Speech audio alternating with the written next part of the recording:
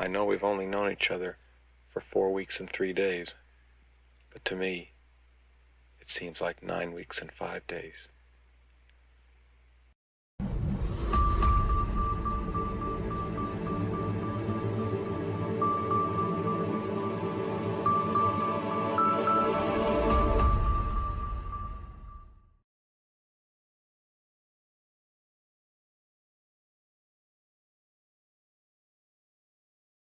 All right, everybody. Welcome, all of my passionate plant people and garden enthusiasts, to the Let's Get Growing show here on the Urban Gardener channel. I'm Enoch. I'm your host today.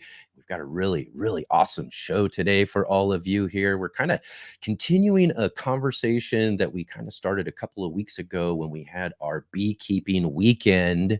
And we're going to have a really great guest. We're going to focus just a little bit more today on native pollinators, native gardens, and that sort of thing as well too. We've got joining with us here in just a little bit on the show, Robin Jones of Honey Girl Grows. We'll have her here joining with us in just a little bit, so you'll want to stick around for that conversation as well. We got a nice visit I made to our Pollinator Project Rogue Valley here, a local organization promoting native bees, native pollinators, and native gardens and all of that too. So again, got a really great show for you today. And if you are here joining with us right now, definitely click that thumbs up button, hit the like button, also the subscribe button, as well as the bell notification so that you can be notified of all of our upcoming shows and live streams. And definitely share with all of your garden friends out there and get the word out about the Let's Get Growing show here every Saturday and Sunday here on the Urban Gardener channel. So definitely do that. We've got a lot of great guests here each and every week, and definitely don't want to make sure, or we definitely want to make sure that we've got everybody out there informed of all of this really awesome conversations that we have here. And also right here at the top of the show, I'd like to give a big, huge shout out to all of those of you who are watching us on our replay. As one of the great things about these live streams that we get to do here on YouTube is that they are available for everybody after the stream as a replay, and we get lots and lots of viewers. So I definitely like to hear from all of you. So jump down into the comment section below. Let me know you're here. Let me know if you got any suggestions for some future guests, or any comments or questions of any sort, or if you just want to say hi. Definitely love to hear from all of you. And if you have any questions or comments or anything like that here for the live stream, definitely jump into our live chat and definitely ask all of those questions here, especially when we got our guest here on in just a little bit as well too. One of the things I want to do note right off the bat though about that is put them in bold capital letters. That way I can differentiate all of your questions from all of our different comments and conversation as well too. So that'll really help out in the conversation. We'll get to your questions.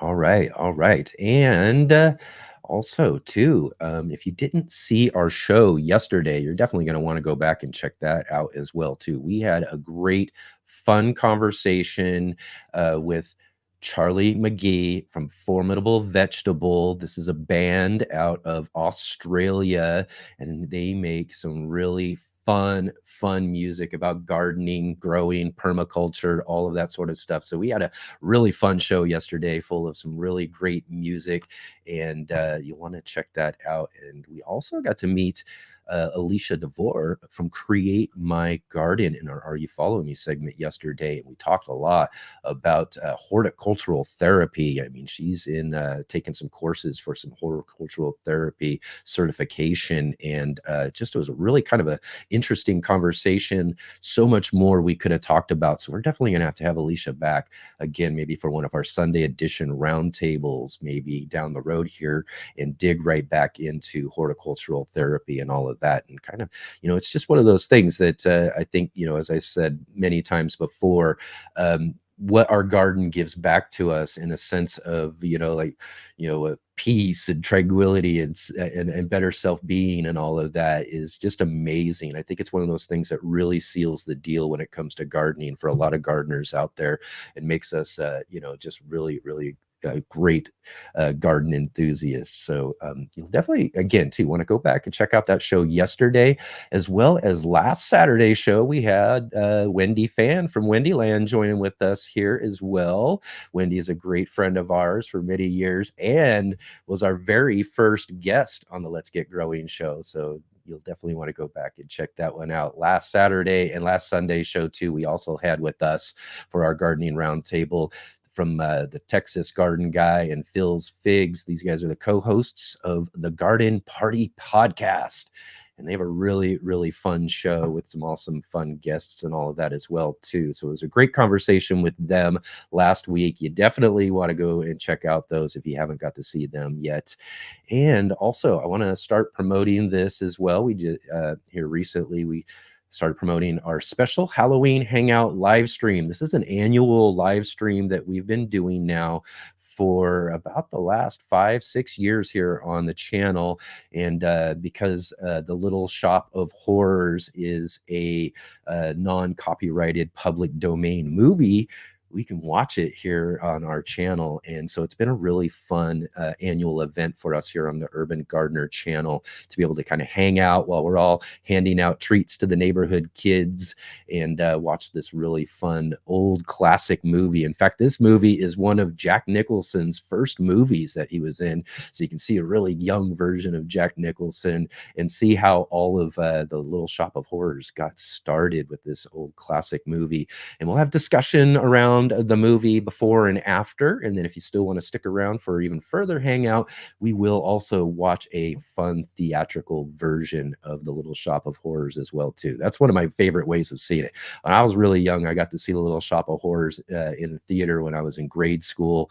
A local high school group put it on, and it just, from that point on, I was hooked with this whole show, and I've probably seen it maybe about 6 or 7 times by different theater groups. So again, you'll want to check that out. And also too, coming up here in just a couple of weeks on our Sunday edition, every third Sunday of the month, we have our monthly gardening book club. And this month's feature is Ashley Thomas's How to Become a Gardener. Ashley Thomas, the Mocha Gardener, wrote this really, really awesome book, How to Become a Gardener. I just really love this book. I really love having conversations with Ashley. She's been on the show a couple of times. So we're going to really dig into this book and with our co-host, Mark Boucher Colbert, and talk with Ashley all about the ins and outs of becoming a gardener. So you won't want to miss out in that with that conversation as well too. So definitely lots and lots of great things coming up here on the Let's Get Growing show. And also too, I wanted to mention, if you watched yesterday's show too, I also had a nice dish of cherry tomatoes that I grew, and I've now taken them and cut them up and got all the seeds. So we're fermenting some tomato seeds right now for this Prax cherry tomatoes that I love growing each and every year. They're one of my favorite cherry tomatoes from one of my favorite original YouTube gardeners, Ray Browning over at Praxis 55712. Mind you, he's retired now, so you can always go check some old videos and everything that he's done. But I love these tomatoes, and also we give them away free. I've been giving them away free ever since I got them from him. Oh gosh, maybe 10 years ago, maybe, and something I also hand out when I'm out at events and all that sort of stuff. So I thought it'd be great to offer them to all of you as we're fermenting more of them. So we should have a bunch more, and there's even more than this coming as well too. As I've been out there, we've got great weather right now, so our tomatoes are just growing like crazy. So if you want to get your hands on some of these cherry tomatoes, definitely send me an email over at letsgetgrowing@mail.com. That's letsgetgrowing@mail.com, not gmail.com, but mail.com. Send me an email and I will give you some instructions on how you can get some of these seeds for your next year's garden. You're going to really love them, so you'll want to get a hold of some of these. So definitely send me an email and we'll get those out to you for sure. So right on. We got lots and lots going on today for our show. Like I said, we've got a really awesome guest and that we have here in just a little bit. But also, every Sunday, we like to get together with our good friend Mark Lachey Colbert for In the Garden. But this week, because we're talking about native plants and native pollinators, I'm going to do similar to what I did for our beekeeping weekend when I went and visited the Southern Oregon Beekeepers Association. I went and visited a local organization here in the Rogue Valley called the Pollinator Project Rogue Valley.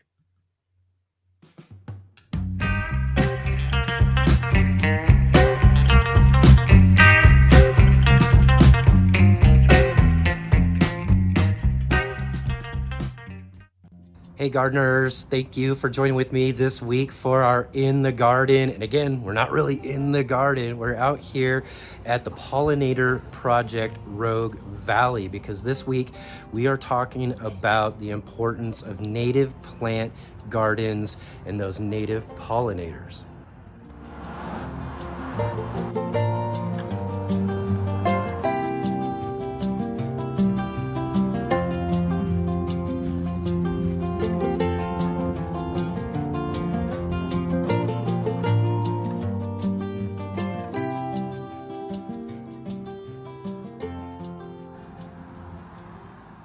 So all right, everybody, here we are with Christina Lefevre from the Pollinator Project Rogue Valley. So great to meet you, Christina, finally. I've been wanting to talk to you for a while about the importance of native plant gardens and native pollinators as well, too. So tell us a little bit more about the Pollinator Project Rogue Valley. Yep, glad to have this opportunity, glad to have you here. We are a 501c3 nonprofit.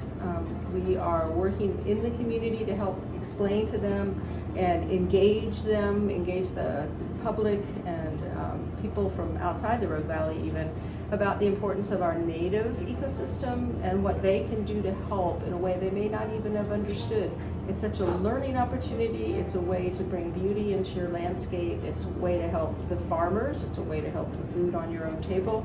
It's a way to engage. We're so happy now that we are able to actually employ people.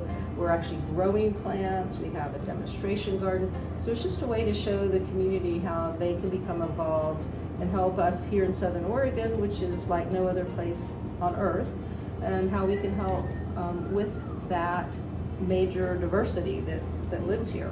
You said you got started, with beekeeping. We talked beekeeping just recently here on the show, but it was in a conversation with you that it really kind of enlightened me a little bit more about the importance of, again, native plants for one, to encourage all of these native pollinators, something we kind of look past when we're thinking about, bees and the importance of bees and what they're doing for our gardens.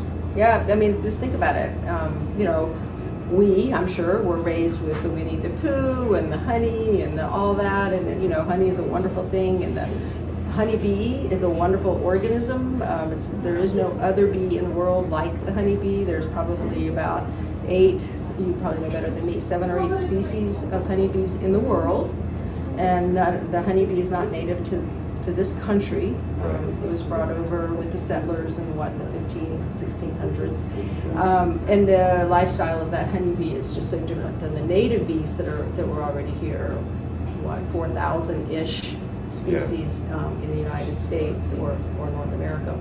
Also, though, too, is, so we were talking about the native bees and all of that too, but it's not just bees either, right? I mean, this is another thing I thought was kind of more interesting about what you were explaining to me, was that we do have our minds on bees, but there are tons of other pollinators and other native pollinators out there. What are some of those other ones we should be thinking about? Well, people think of butterfly and then they think of monarch, which is very normal. We've been doing a lot to save the monarchs, which is very necessary.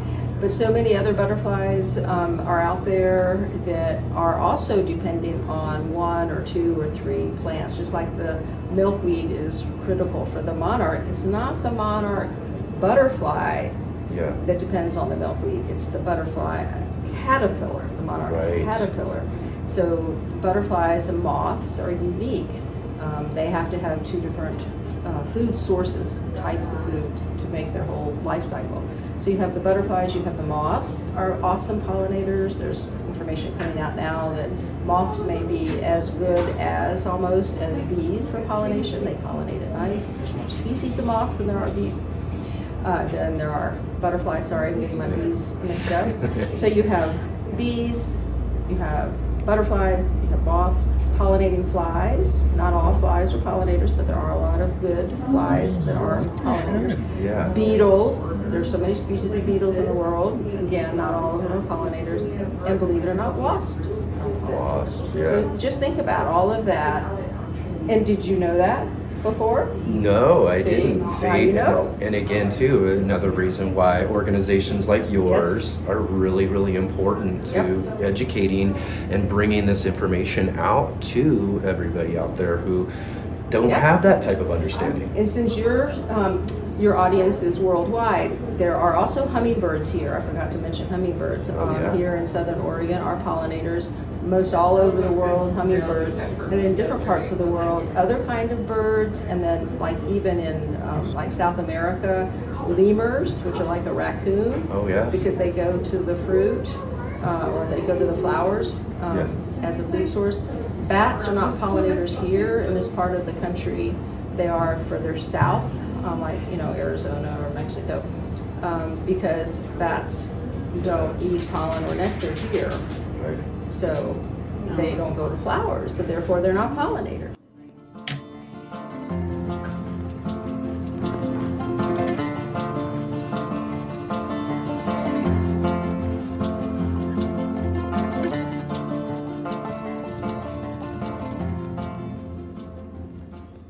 But we put this garden in starting in 2019. We had an awesome party with volunteers. We had gotten a grant from the Ashland Food Co-op so that we were able to bring in some soil and bring in wood chips and obviously get plants. And so that happened. The garden has continued to evolve. I think that's another thing I really like about native pollinator gardens, because the plants are native. They're not cultivated for the most part. They're not hybridized, so they're not sterile, which can be kind of a pain if you really like non-messy gardens, because these plants spread around and you have to make a decision as a gardener, do you want that plant there or not? That's a hoverfly.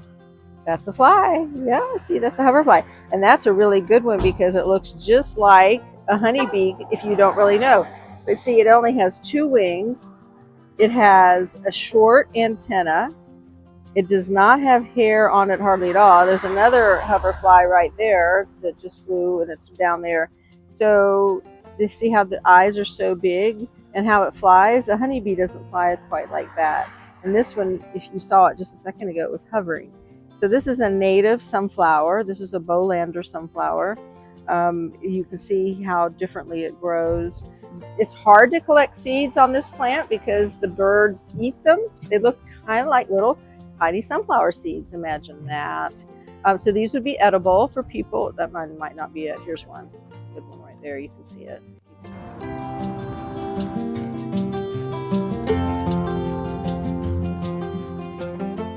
Pollinator Project Rogue Valley is really important to me and to this community because we're teaching people about the amazing interactions just right outside their door.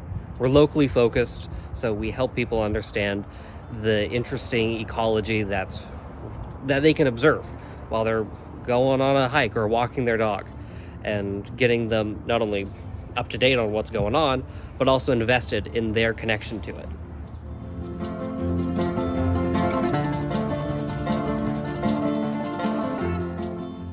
I help organize applicants that submit an application from Fire to Flowers to receive a native pollinator garden, and help coordinate with volunteers to get those gardens installed, and then also do post visits and make sure that the gardens are successful.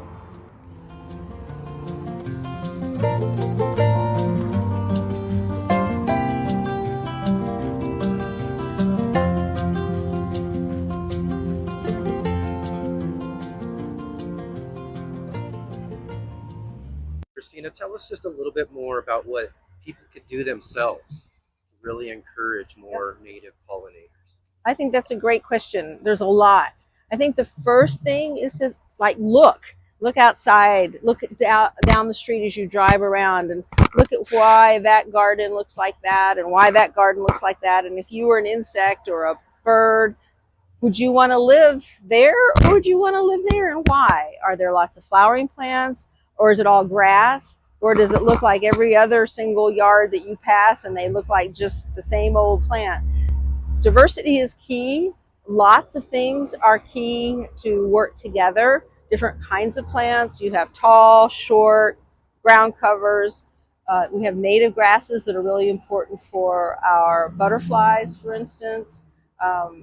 So looking at the diversity so that things are blooming in the spring, in the fall, all through the summer. There's maybe some kind of moisture, some kind of water. So having people, I think, first observe is important. Then begin to explore the native plants. Do you need a tree? Well, think about an oak tree. Do you need something along a riparian area? Think about a red currant, one of the most beautiful plants. Do you need some dry plants? Well, Oregon sunshine is a great example. I mentioned to you already the Idaho gumweed. So start to become familiar with the plants that live here, and be willing to fail. I hate to say that, but be willing to not really quite get it. Try again. I'm going to just show you. So here's 2 species that we have for sale at the nursery. These are Oregon sunshine sitting in gallon pots ready to be planted. It'll make beautiful yellow flowers. It makes a great ground cover. It's mostly evergreen all year long. This is new for us this year. This is Western verbena. There's a non-native verbena that many people are familiar with. I really like how this is just so, I don't know, it's a unique plant. The bees love the flowers, tiny little flowers that emerge over time. It won't be evergreen. It will die down, so mark it where it is. Oh, here you go. This is going to sell out. So I'm going to tell you about this one that's for sale, and I'm hoping that, we're going to continue to grow this. This is just a beautiful native plant, kind of unusual, Cercocarpus betuloides. See, I told you I knew Latin. This is also known as mountain mahogany. We grew these from seed. So this is a lovely plant. It's a tall shrub, short tree, and if you look up mountain mahogany here in Oregon, you'll see that the seed pod is something very unique. It curls, and it's kind of fluffy, maybe. I don't know. It'd make a great earring, to be honest with you. It's a beautiful tree, and I would recommend this as a native, just to start exploring some of the different kind of native plants that are out there.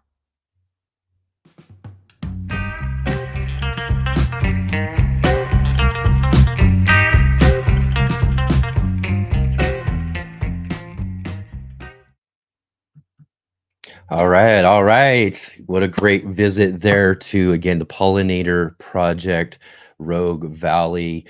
Just a really great organization. And I got to meet them many years ago at one of our local garden fairs that we have here. And I've been wanting to talk to her for quite a while. So I'm really glad that we got this conversation today to be able to get out there and go and meet them. And also, too, if you can, go and check out all of the links down below too. I've got links to the Pollinator Project and our guests and all of that, as well as I have a link to, and I didn't mention this before in the rundown at the beginning of the show, but tomorrow I will be a guest on the It's All About the Biology channel for the Soil Matters show with Leighton Morrison. Leighton was a guest for our Are You Follow Me segment a couple of weeks ago, and I'll be there with them tomorrow. And that's going to be at 2 p.m. Pacific Standard Time, 5 p.m. Eastern, if you want to join with me over there and go and help support their channel as well, too. It would be great to see you there. So let's see who we got joining with us today on the show. Of course, we gotta give a big, huge shout out right at the top for our facilitator, Jay Dixon, joining us from Midwestern Ontario, Canada. Thank you, Jay, for all that you do and all of the links. I see you're already posting and helping get some links for some other channels that are joining us in the chat there as well, too. So great to have you here with us today, as well as our moderator, Adam Burley. Hello, hello. Great to see you, Adam. And it looks like we've got Bowtie Life in the Garden joining with us as well today. It's great to see you from down in Florida. Jersey girl. Oh, it's great to see you, as well as Serena joining with us in the chat. I see that we have Darth with us as well, too. And Adam says, these Halloween hangouts are a blast. I thoroughly enjoyed last year's. Well, yeah, it was great. It's so much fun. And just to get to hang out and watch a really fun movie and the other show as well, too. So, again, join with us for that. Coming up here at the end of the month for Halloween. And also, let's see here.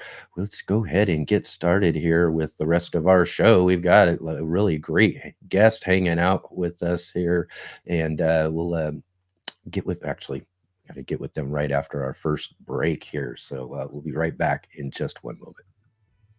Hey gardeners, thanks for tuning in to our show today. We'll be right back at it here in just a moment. I just wanted to take a second here to highlight our regular videos and features here on the Urban Gardener channel. Our weekly garden journals,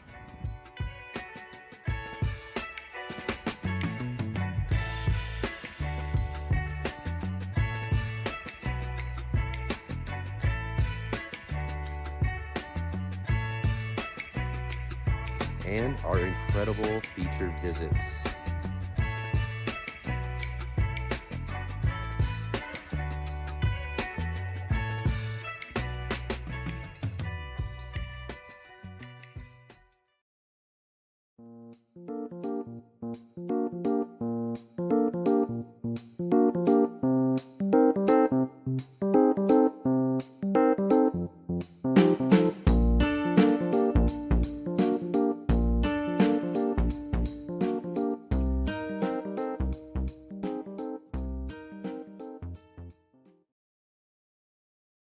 All right. So we're talking about native gardens and native pollinators and all of that as well. What do you do to help encourage those pollinators in your garden? Definitely jump into our chat there. Or if you're watching on the replay, down in the comments, I'd love to hear what you've got growing on.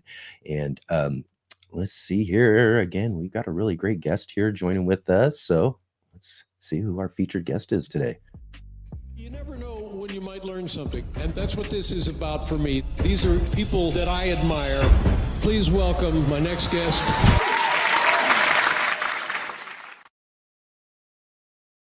All right. Joining us to talk all about the native bees and pollinators and native plant gardens, we've got joining with us today, Robin Jones from Honey Girl Grows. Thank you so much, Robin, for joining with us today. Thank you so much for having me. And it was fun to watch the segment on your last guest. The Pollinator Project. Yeah, fantastic. And it's interesting because she was also a beekeeper, and I often call the honeybee the gateway bee. Yeah. But I want to say hello, I'm Robin, and I'm from Los Angeles, California, so Zone 10B, because you're all gardeners. That's right. And grateful to be gardening on Tongva land, and my pronouns are she, her. I have started beekeeping, like your other guest, and I know, huh? the honeybee is so fascinating. I call it the gateway bee because you start learning about the honeybee and you just want more and more, and then you start to notice the plants and then all of the other species. Exactly. And that's why I call it the gateway bee. Yeah, it really does make sense too. And like I was mentioning too, is that I met Christina at a garden fair that we had here years ago, and one of the cool things is they had one of these like enclosed kind of bee hive type thing, so you could see the live bees and everything in there indoors, so which was really great. I thought it was one of the cool things. And as I was just actually really just getting on my gardening journey, And so I've always, since I started this show and started this channel, I've wanted to do something on beekeeping. So she's always been on the back of my mind to approach about beekeeping and doing that. So I thought, let's do this weekend on beekeeping, which we did a couple of weeks ago. We had some great beekeepers on and had some really great conversations. But it was, I went to go and visit her and thinking about doing a segment for that weekend. And she started talking to me about things and how she had transitioned from doing beekeeping to more, more onto native gardens and the other pollinators that are really, really important. And that just really kind of opened my eyes. And then as well, too, it was just a couple of days later, I talked to you about having you on the show for that weekend. And you were telling me and explaining some of this very same stuff that she was talking about to me. And I was like, okay, wait a minute, let's do that. And then let's come back and talk about this, because I think this is really important. I was really motivated by the things that you said to talk more about this, because I think it is a really important part of our gardens, and especially when we're thinking about bees in general. Awesome. Yeah, Yeah. and it's exciting to hear that other people are spreading the word too. So, I mean, to me, for me, my experience is that I hear nothing but native, native, native. Yeah. And in fact, I've had friends come to me and say, I hate honeybees. They're harming native bees. And so that's quite the extreme, because it went from save the Yeah. bee, the honeybee, to Yeah. honeybees are bad. And Right. so what caused that is that there's new data, and it's been building for some time, but it's out there now, and it's pretty well established. And it became so well established that I decided I could, like, the responsible thing is not to stick your head in the soil and pretend it's not Right. happening, but figure out how can you do what you're doing with less effect and that's harmful, and how can you be more beneficial and holistic and garden for an ecosystem and not just one pollinator, and make less impact, obviously. So I was, the research showed, and I will tell you quite honestly, the majority of honeybees, beekeepers do not have this focus. They don't want to look at the research, and they don't want to own that they're having an impact. So I actually researched how to make beekeeping more regenerative, and couldn't find any regenerative beekeepers that existed. Their idea of beekeeping that was regenerative was to save the honey for the honeybee and let them take it home. And let them keep it all year, Okay, well, that's definitely regenerative. But though there's a limited number of flowers out in the ecosystem, and people are surprised, but one single beehive needs an entire acre. And that acre will always include other pollinators, right? Bees, Mhm. other insects that are all critical to the ecosystem. So we really should have more than an acre, double that, for one hive. So I started building these regenerative beekeeping principles based on this, and looking at every aspect of beekeeping and how can I make it support other species as well. And we've put it into practice. Beekeeping is extremely difficult. People don't realize how hard it is. I killed my first hive, then I killed my second hive, Oh, wow. and then I got lucky. That's pretty much what I was hearing too from the other beekeepers we talked about as well. It is kind of a rough start when you're getting to learn. It's a lifelong learning, honestly. Yeah. And I got lucky, and I got mentored by the world's most published honeybee researcher. And he is really great about talking about critical pollinators like wasps and other ones that we don't love, like moths Mhm. that eat because we think of them as eating our sweaters. Yeah, yeah, yeah, So exactly. then I started to have some success, and he helped me refine those regenerative principles and put them in practice and test them. So I Yeah. need to publish all of them, but someone is trying to do the holistic work out there and spread the word. That's And That's great though too. And really, again, and you kind of touched on that, is that, honeybees you know, they have their importance too. But really, when it comes down to it, you know, we've really got to be focused on those that are, you know, really important to us locally and our native bees and all of that. Well, it's not that one is more important than the other. Right. It's that native bees are extinction threatened, and for many states, it's because of climate warming. So there's actually new data that shows that native bees are dying in their nests because of the heat. They Right. can't tolerate it, and they're not. Honeybees are much better designed to tolerate heat. Bumblebees, for instance, are also used for pollination globally. Most people don't know this. They're lab raised and shipped all over the country and globally, and also escape and threaten native bee species in different countries. This has happened in South America.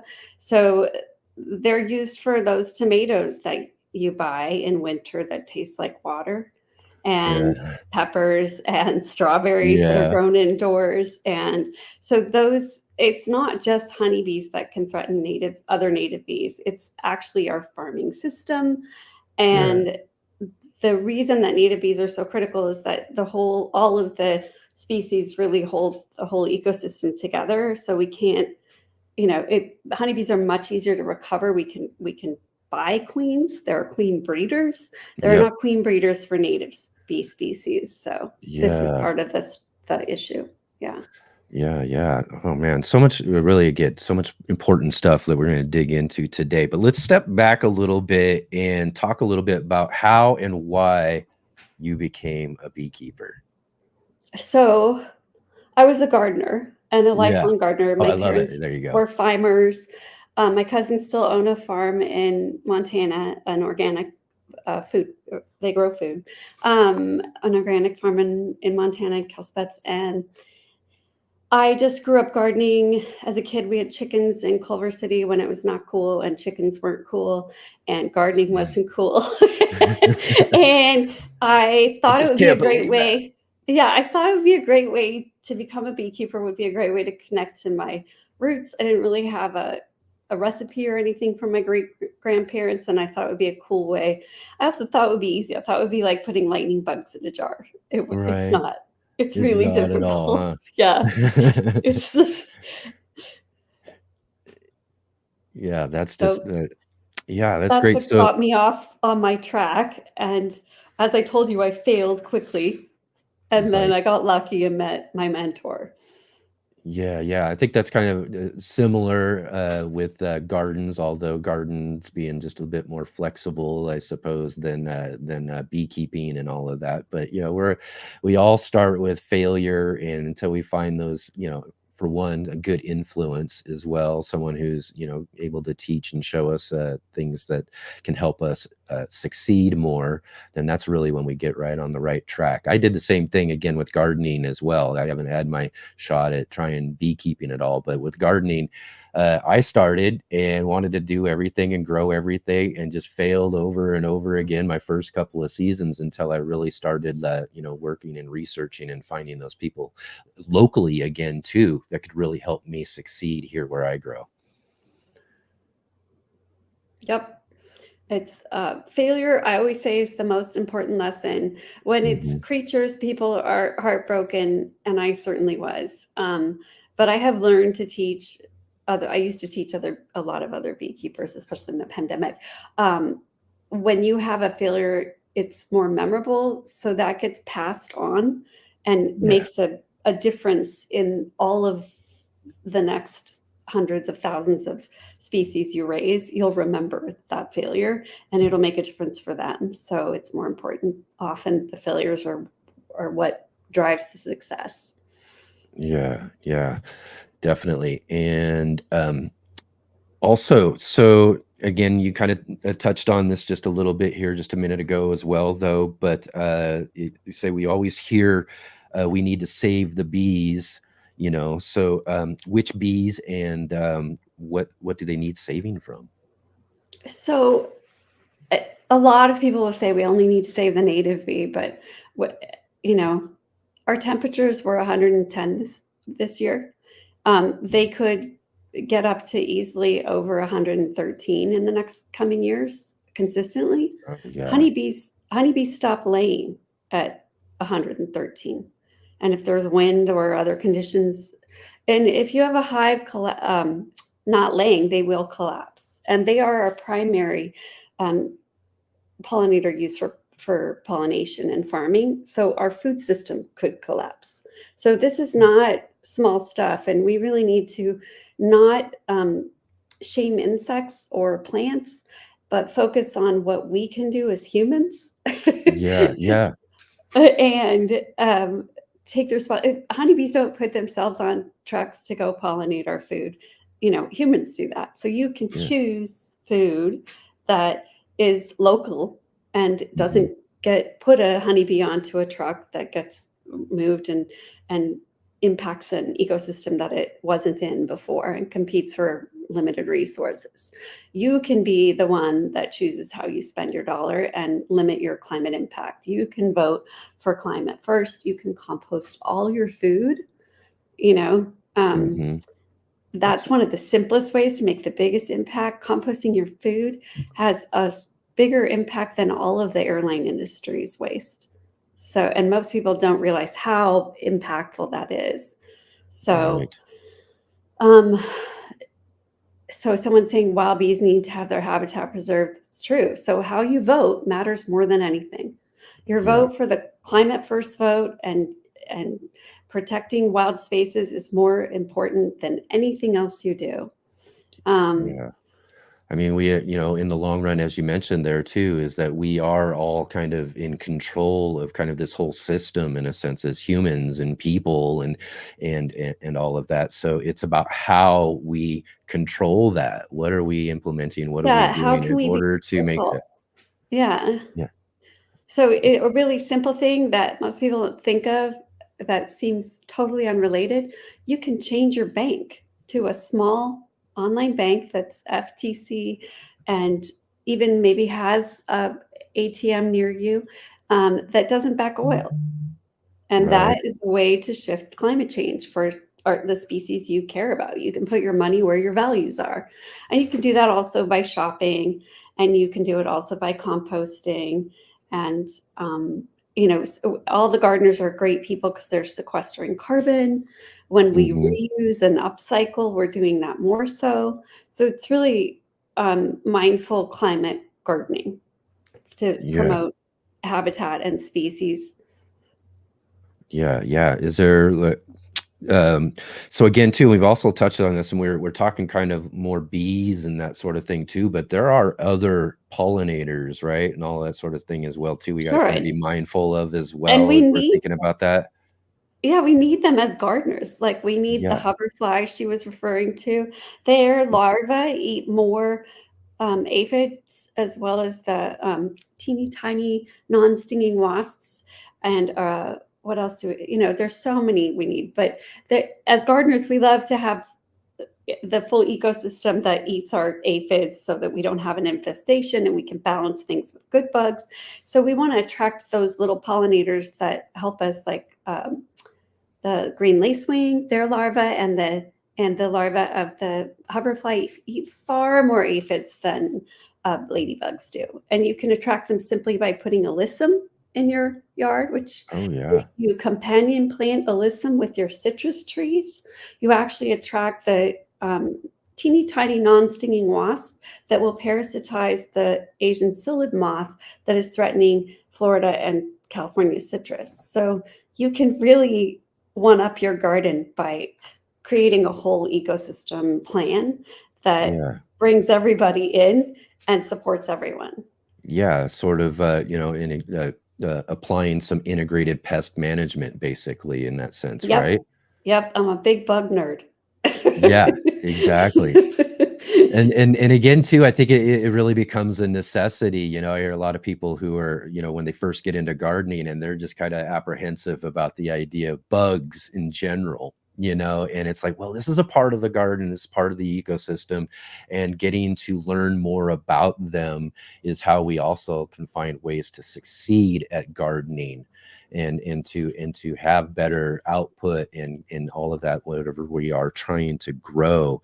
And one of the things too is I talked about when we were talking about beekeeping as well, is that I was one of those kids when I was growing up that I got stung when I was probably young, and from that point on, it was just, I would go running and flailing whenever I had any flying insect flying around me. It's just, I was completely, had a ton of fear of stinging, bees, wasps, whatever, biting flies, whatever it was. I mean, we had horse flies that were horrible. I mean, I've heard of these. man, I'm telling you, they bite like crazy and hurt probably worse than a wasp sting. But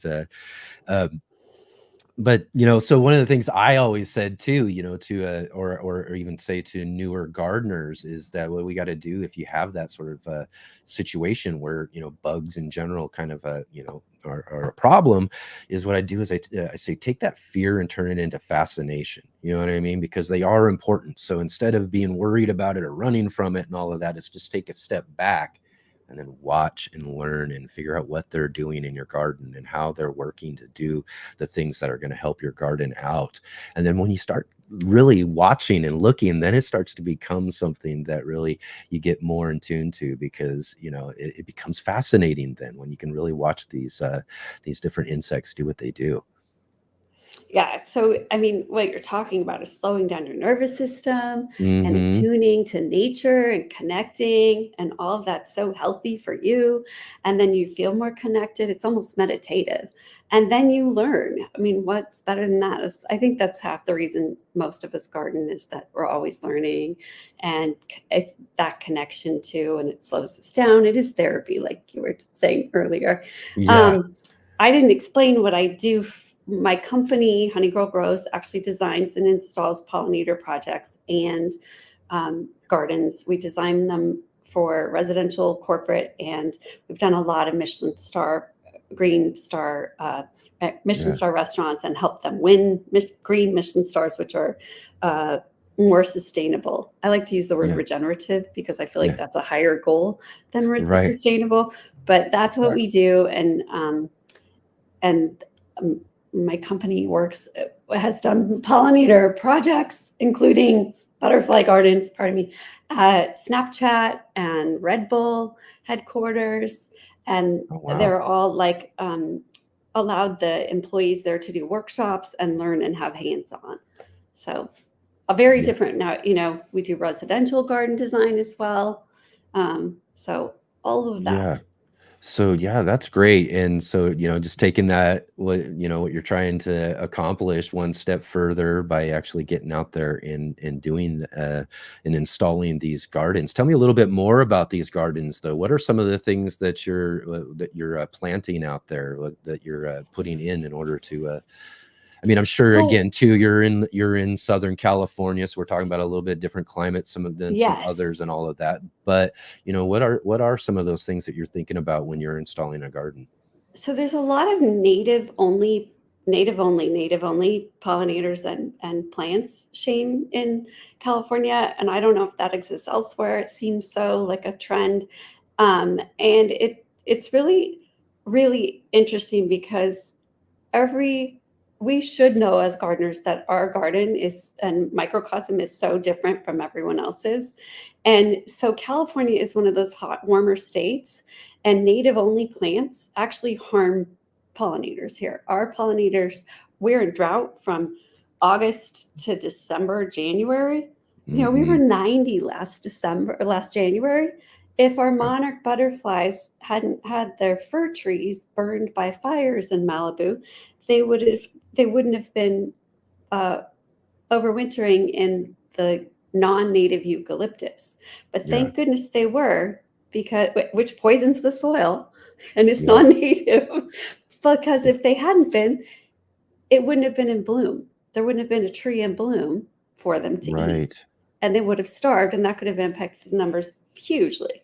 So Right. we have to think out of our heads and our space, because what's true for us may not be true for others in other states. And native only isn't a good plan here. So what we do differently is something that I see very few native gardeners do. We don't mulch everything. We leave 30% of the soil exposed because native bees are ground nesting, a good Right. portion of them. Yeah, and crevice. And then second, we design gardens for full bloom year round with heavier bloom in fall through January because Yeah. everything blooms in spring. Everything. It's glorious, as we know. But those pollinators, those native bees and all the butterflies and birds, they need food year round, and they're not getting the winter rest they used to. And this is part of why they thought that the monarch butterfly was going extinct, and it may not actually be. It may just be that fewer and fewer are migrating. And as climate Right. warming continues, that may be what happens. Florida's doesn't migrate, Hawaii's don't migrate. And that may Right. be what we've done to them. And Yeah. so how do we support them without having invasive species that take over, meadows, et cetera? And it's thoughtfulness, really. So Yeah. And one of the things I'm hearing you say, though, too, on a few different things here is that we get these concepts and ideas, we hear them, and then all of a sudden that becomes kind of, like law in a sense. This becomes it's the how, mantra. like how we, and then we just go straight forward in this one direction with things. And like you said, this is, eye-opening to me, and maybe I should have been able to think of this a little bit more, is the idea of like leaving some soil open. Like, we talking covering things and mulching things all the time in our gardens, and it really is helpful for certain spaces that we have. But if we got these other spaces, maybe we should be thinking about some of these other tactics that we should be doing in our garden. And there's like for food gardening, because we also do edible gardens. It's a big part of what we do. Like I saw someone in the comments say that they're letting their basil bloom out. Lazy gardening is some of the best things you can do for pollinators. It's Oh, true. yes. But what you were saying is habitat. So some plants become habitat that aren't called habitat plants. And one of the things is that will bloom almost year round for us in Southern California is sunflowers. And the longhorn native bees sleep in them. Oh, yeah. So that's an amazing habitat plant that is unexpected that most people aren't thinking about. Another one is squash, and you can leave the soil exposed and should around the squash and not step on it, because that's where this native threatened squash bee actually makes a nest. Yeah.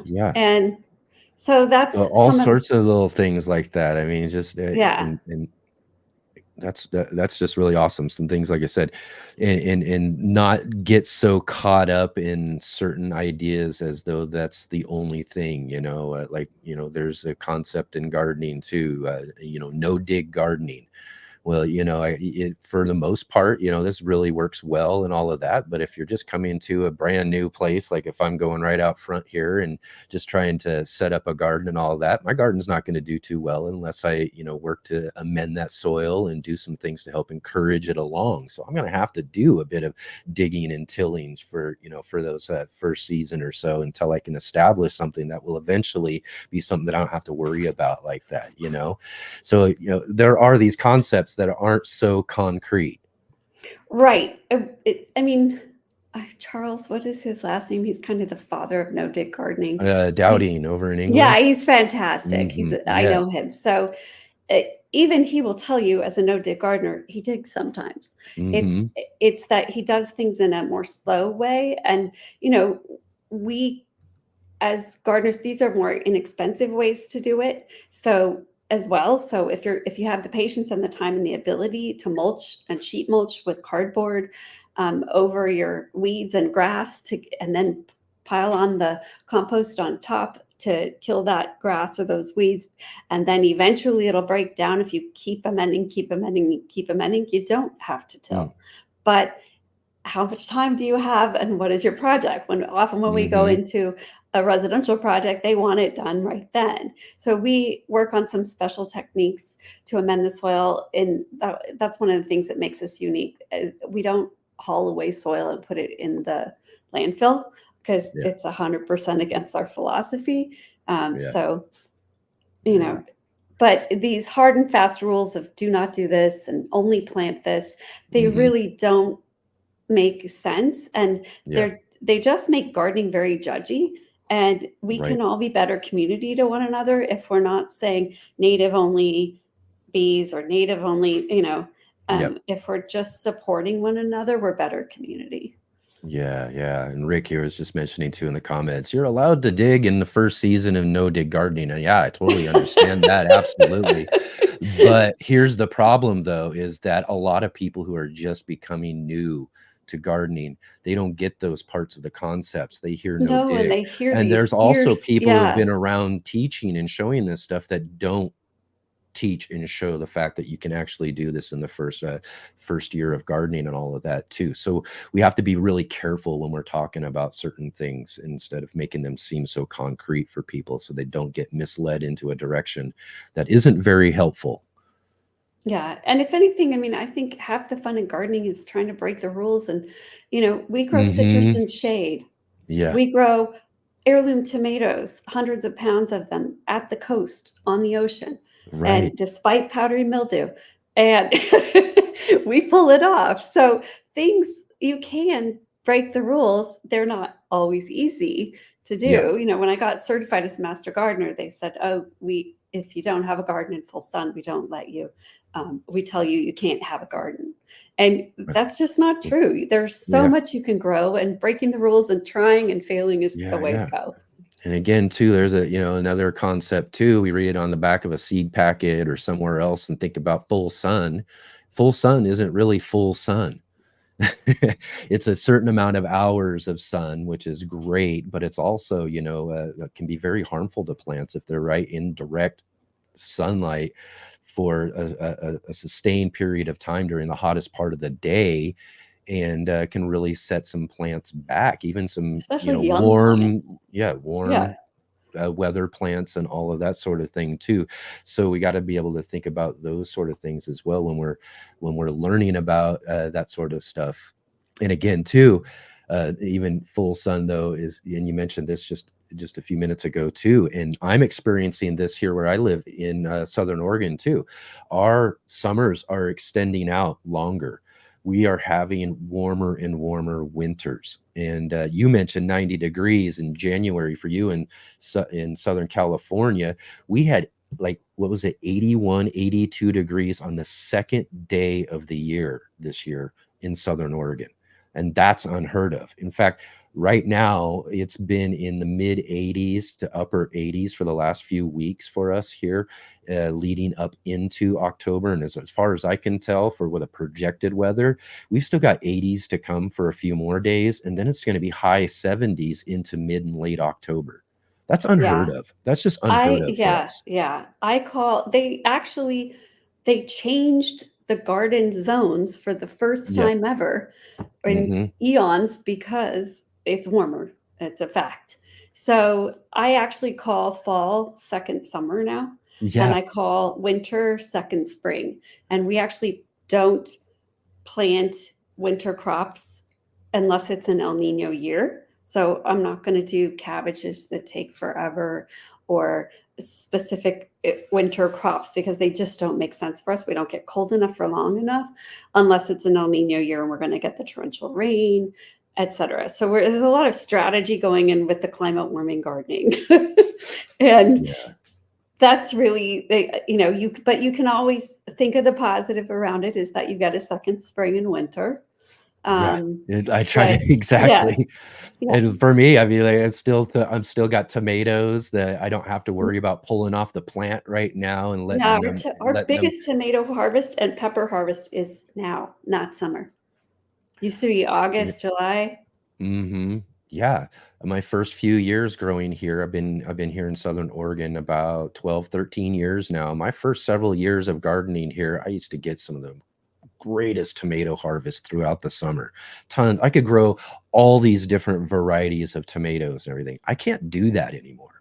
I literally have to change the varieties of tomatoes that I grow to fit, more heat tolerant varieties because Mhm. those other ones that aren't, several of the great heirlooms I used to love growing and all of that just won't do it. And they even have a hard time coming up in that second season as well, too. So we got to really be focused on what we're growing because of these changes. Yeah, we actually plant 2 crops of tomatoes for clients, for one for summer and one for fall, because we typically have fails, which is totally normal. And so Yeah. then we want to keep them going. Yeah, right on. Let's see here. I've got a couple of questions that have popped in here. We better get to some of those. Jay was asking just a little bit earlier here too. How can I find information on native pollinators for my specific area? Ooh, That's a tough one.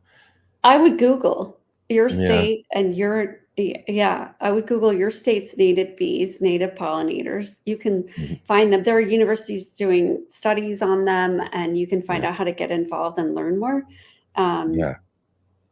Definitely. What do you think of, like, as we would reach out for, your master gardener, all that, our university extensions, they might have and Yep. probably have some great information on that sort of thing. Which is spelled XERCES.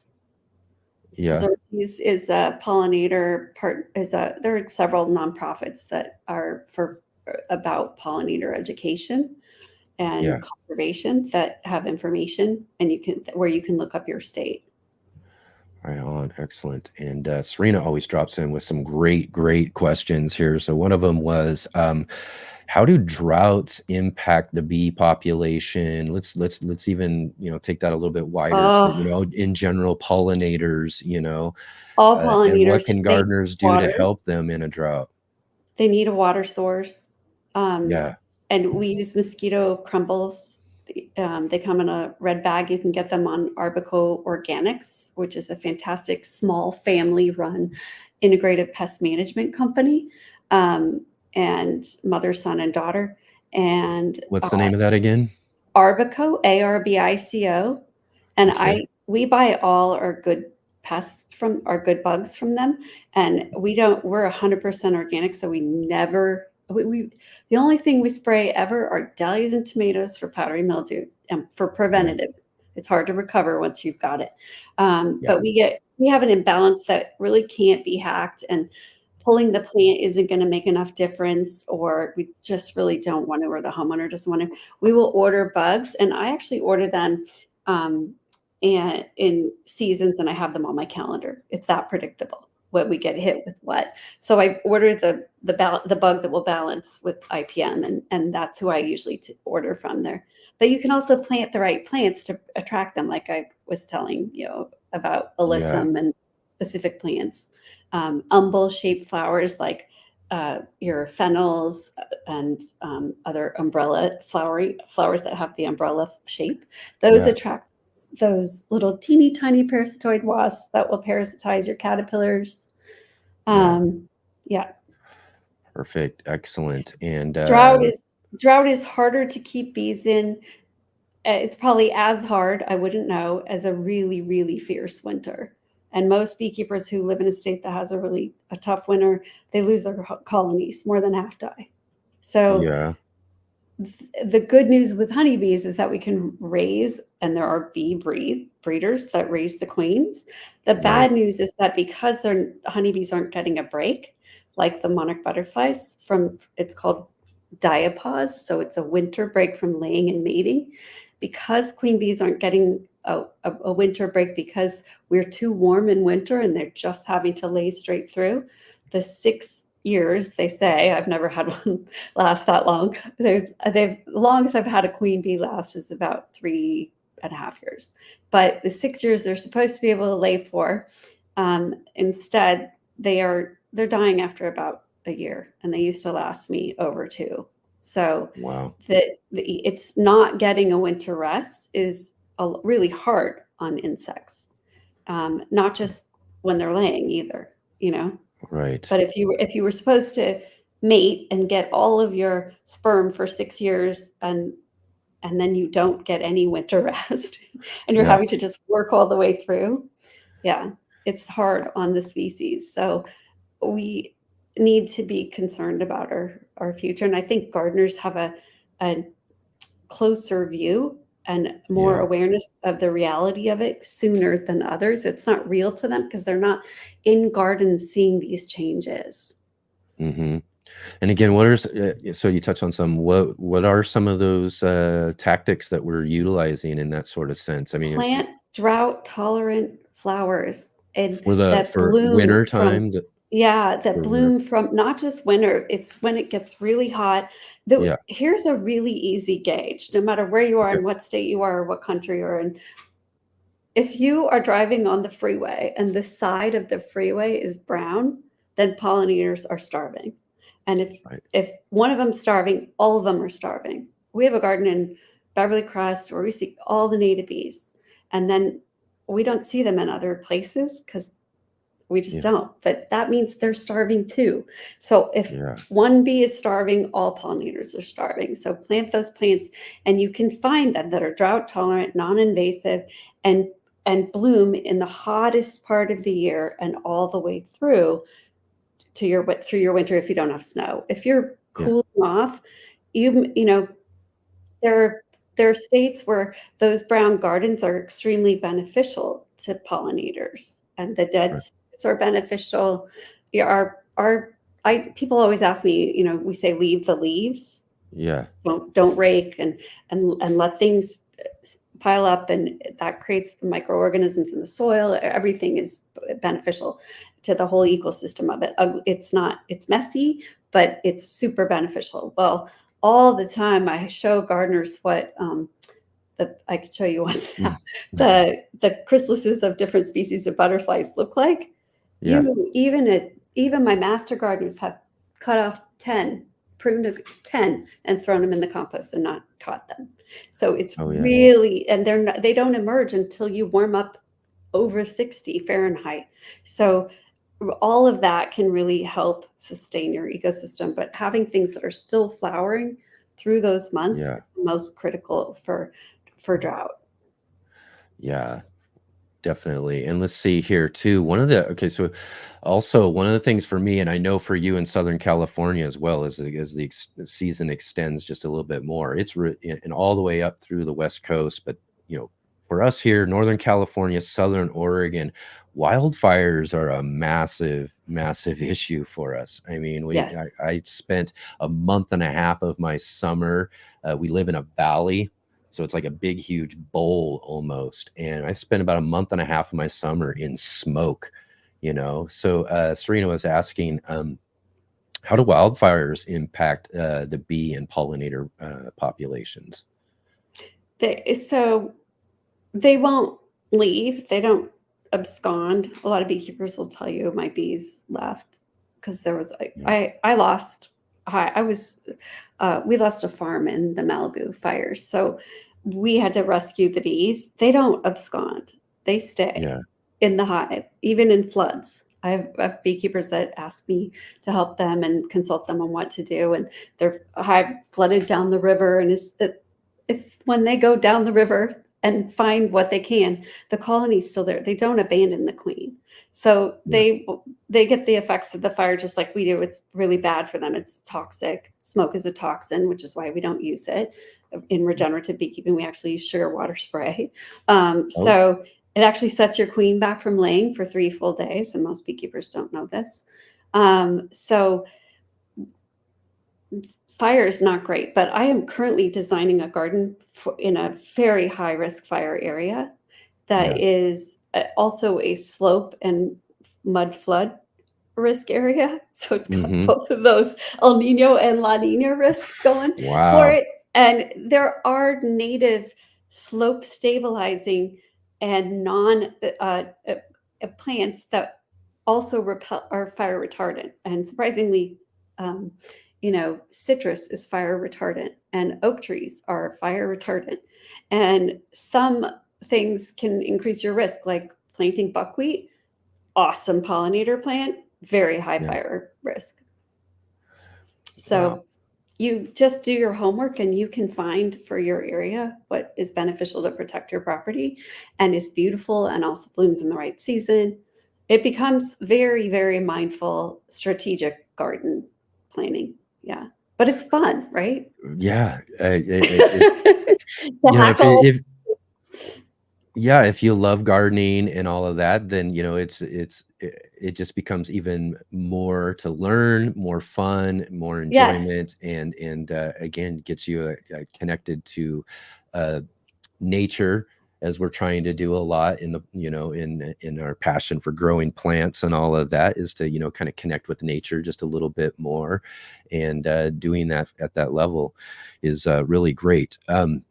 So let's, again, too, you gave me some really great questions to ask here too. So let's see here. Does learning to keep bees save bees? No. Like I said, I killed my first hive, I killed my second hive. Yeah, The yeah. only way that it kind of helps other species is that it brings, you do go down that. Bees are absolutely fascinating. Absolutely fascinating. They have facial recognition, like most wasps and most stinging insects, and flying insects, I believe. We just don't have the data, but they have GPS. They will land on the door if you move it a millimeter. They will move. They will land where it used to be. Yeah. They will blow your mind. So once you go down the learning of that, there is benefit to other pollinators, I believe, because I do believe they are the gateway bee. And if honeybees hadn't had a near collapse in 2006, I don't think we'd have the words native bees on our lips.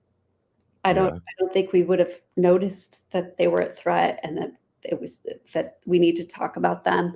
The native plants for those are really, really critical because they have symbiotic relationships with those bees. So you do need to plant them. I'm not saying don't plant native. I'm just saying do it strategically and focus on your drought months as well. Yeah. And as you're saying there too about bees being a gateway, to all this, that's kind of how, you're talking about this near collapse and that sort of thing. So it gets it on our mind. We start thinking about it as a general population. And then next thing you know, we are able to kind of open our eyes to some of these other issues that are going on. If you really want to learn about honeybees and you really want to learn how to keep bees, join a nonprofit group. Like we have honeylove.org. They actually got beekeeping legalized in Los Angeles. That's funny to places that are more rural that we had to get that legalized, but we did.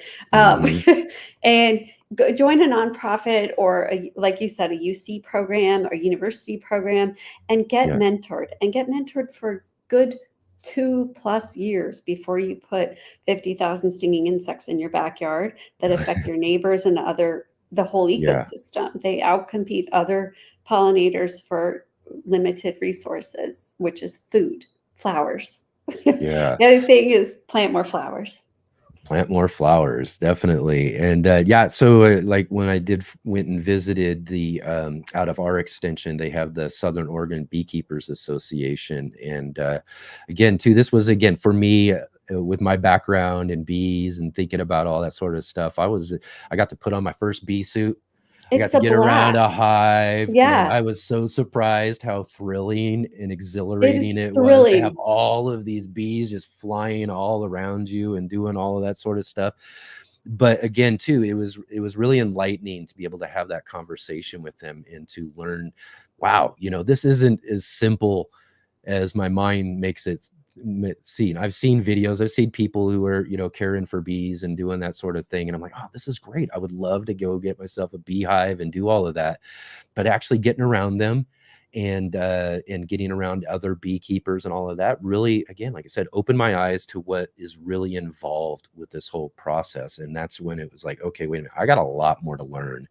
And that was their suggestion as well too. It's like, hey, come join our association, and come around and learn.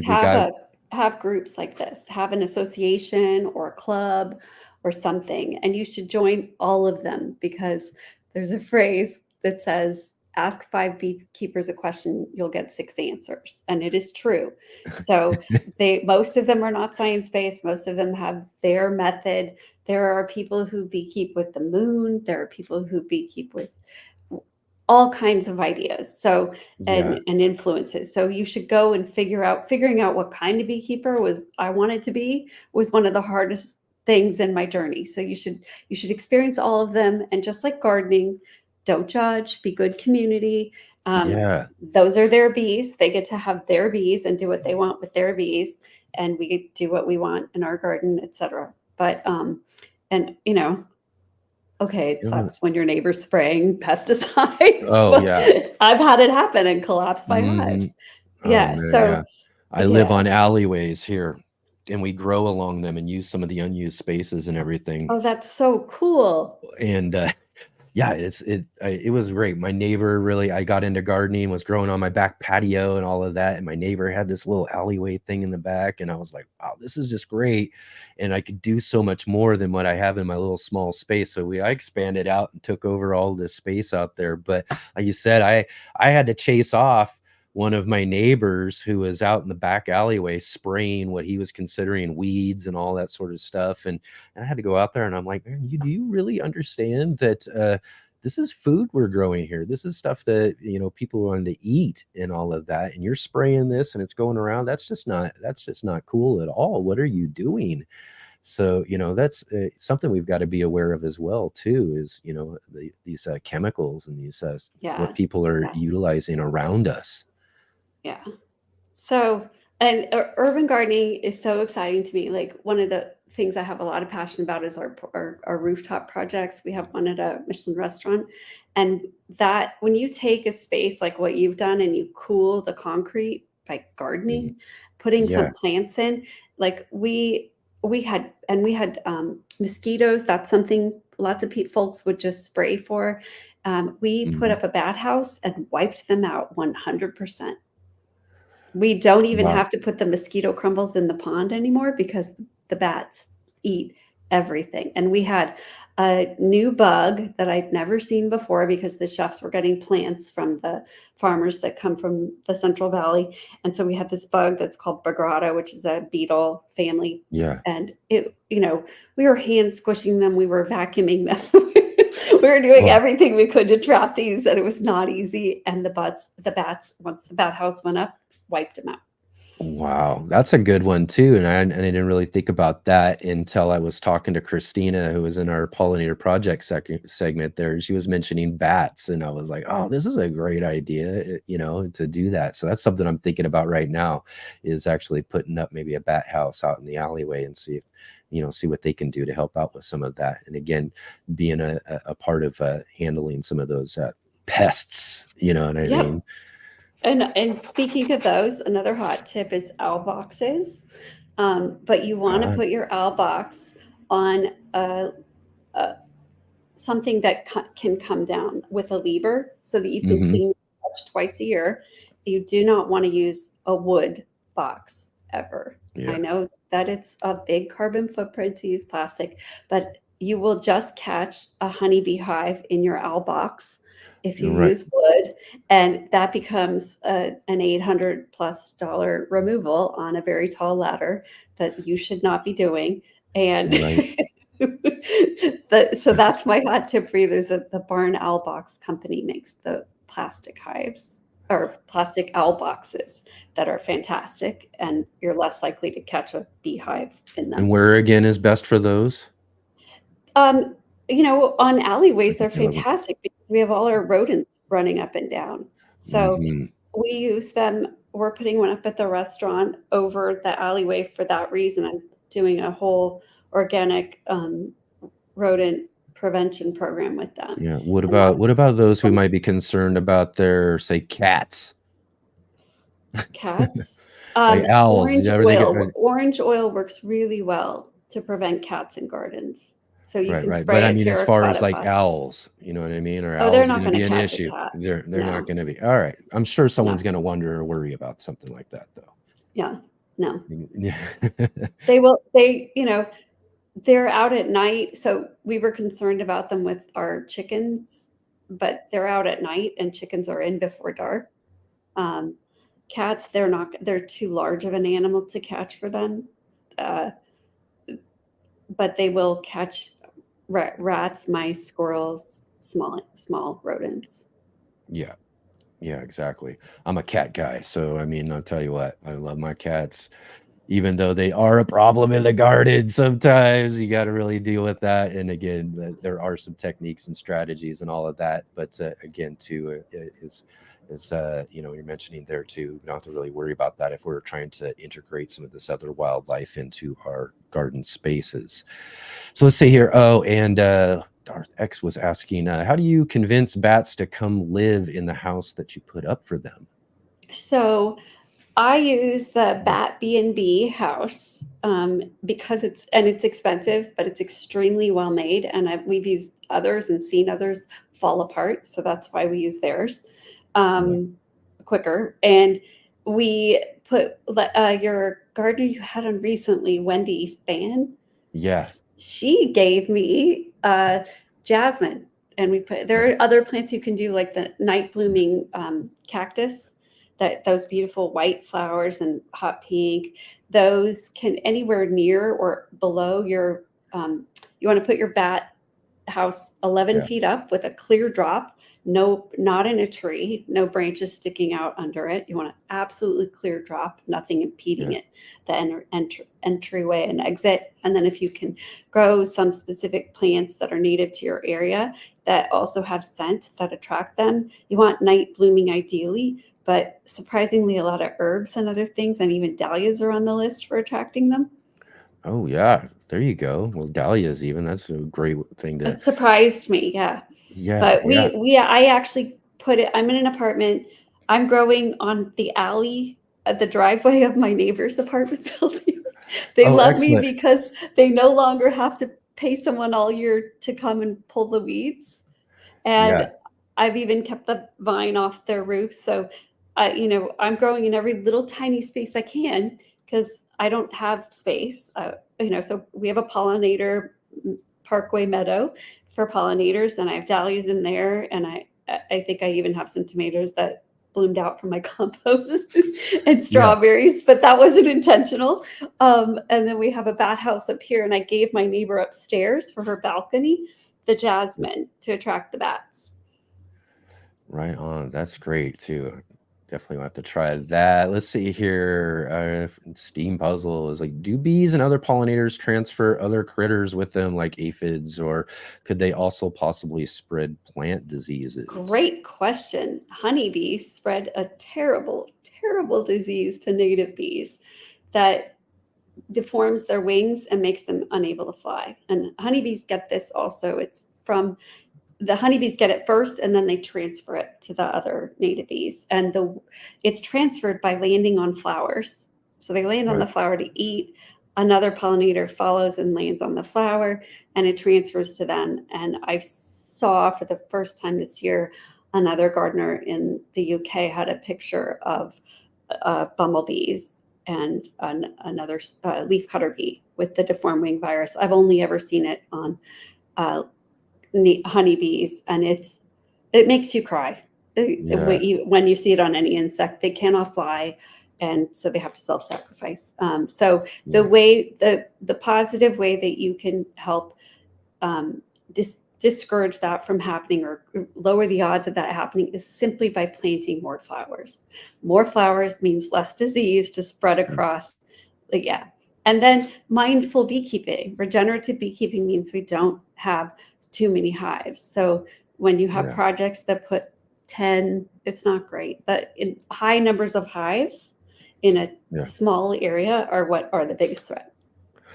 Right on. So you just mentioned again too, regenerative beekeeping again. So let's kind of define that. What is really in your mind regenerative beekeeping? So sustainability became a word that was determined that not all that the concept of it is a little unfortunate because what's sustainable for some of us because of our income is different from others.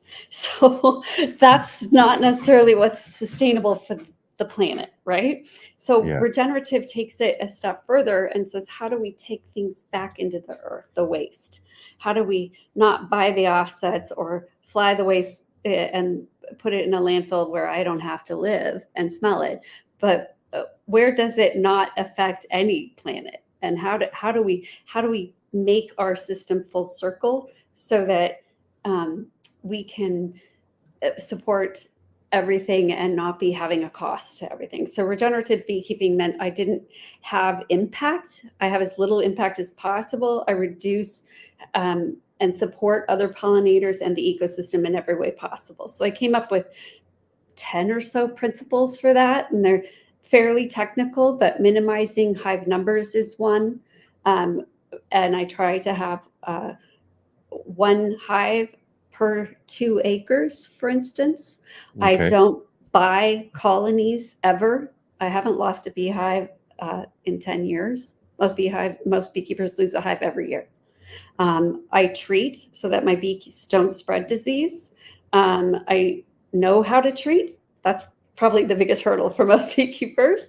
Right. And I'm working with a museum on a project right now, and they have a hive exhibit at the Hammer right now, and Oh, they're yeah. like wondering how they're going to treat. So we're figuring it out. But That's then great. we use local stock, so we're not introducing new colonies to an ecosystem. We don't take Yeah. from a farmer of bees over here and bring them and put them here. We catch a hive, a swarm, Right. So not introducing new. is new this like, say, we've talked a bit before with the other beekeepers, like rescuing bees and things like that. Is that something that you would be looking to do, or in order to have more localized bees in your? If there was a bee rescue group, so bee rescue groups have a tough thing because, nobody wants this colony living in our roof or Yeah. our fireplace, right? Or a shed. But we also have opinions about there being too many honeybees because they are at a global height and how they're affecting native pollinators. So a lot of us have a lot of negative shame the honeybee kind of stuff. Dialogue is what I hear a lot of. But these groups, so they're in a tough position, right? They have to go say, get your beehive. You don't want them to spray in your ecosystem either, pesticides, and kill them. So there aren't a lot of good answers. So they end up with these giant yards of honeybees, lots of beehives in them. And so sometimes if the project is going to have a beehive, we will find one that's very local. So within Yeah. 6 miles. And so we base local on what a bee's flight is and what the distance a typical pollinator will fly. So we try to make it as local as possible. If we can't find a group that does that locally, that's close enough to the project, then we'll catch a swarm, which is relatively easy to do, but not very safe if you don't have experience. Right. Yep.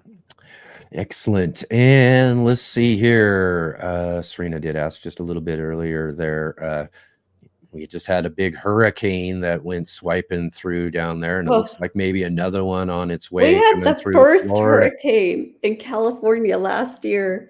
Yeah, I remember that And then we too. had an earthquake on the same day. Oh, wow. And I had to go. A double whammy. And I have a lot of the hives on the restaurant projects are on rooftops, but even the ones that weren't, I had to go get cinder blocks and strap the hives down. So when they blow, high winds are a risk, even if it's not hurricane level. It's not great for any pollinators, birds, everything. It's really hard on them. Like fireworks are really hard on our species, very hard, and people don't realize. A not healthy or a great threat to them that they need. Right. Is that a lot of even the residual smoke, especially in urban areas where there's a ton of it going on? It's and a all of toxic. that? It's a toxic Yeah. to your soil. It's actually got heavy Yeah. metals in it, and it's cancerous. I mean, this is not woo-woo science. This is real science. And then the loud noises cause species to abandon their babies and run, flee. Yeah. Our celebration for the 4th of July is really, really not. We hope, we're looking toward these light shows that are happening instead, and more drones.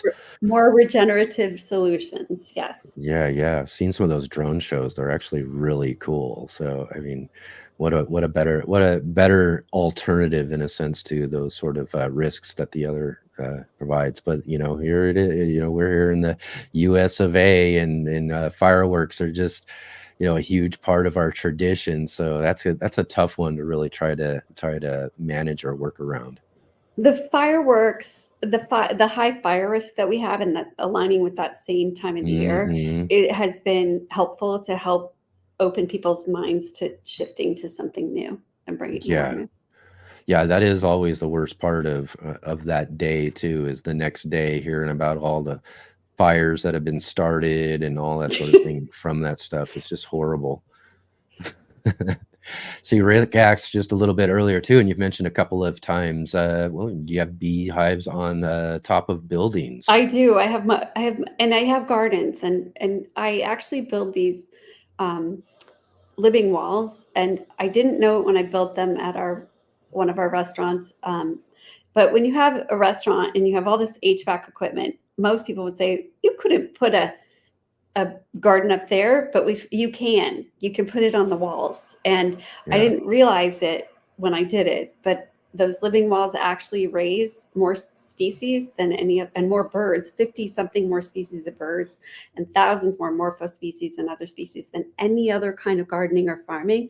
So they're incredible. They also cool the walls and reduce the heat, a need for AC and heat, by up to 30%. So the living walls I'm hoping, something that we see more on buildings, especially in urban spaces in years to come, because with climate warming, they're super critical. Yeah. And for those who, had for the, honeybees or, the bee boxes and all of that up on a rooftop. I mean, you were mentioning earlier too, that bees really kind of stop doing their business and kind of try to, just kind of go in survival mode once the heat gets up to a certain temperature. So a rooftop is Yes. going to be really susceptible to Rooftops this, right? are 10 degrees warmer than any other space. So we do put flowers and plantings around the hives to cool them. We also use an umbrella when it gets warm. Yeah. And then we haven't had our hives cease laying, our queens cease laying because of heat yet. I asked my mentor, he's scientificbeekeeping.com, Randy Oliver. He's one of the most published honeybee researchers, but I just asked him recently what temperature is too high that they'll stop, because when we had 100-degree days and Arizona was in 110 for 30 days, it hit me how terrifying the concept of climate warming is in the years to come, that could really, really threaten our food. So I talked to him, and he gave me the number of 113, and he said that it's most problematic when there are high winds as well.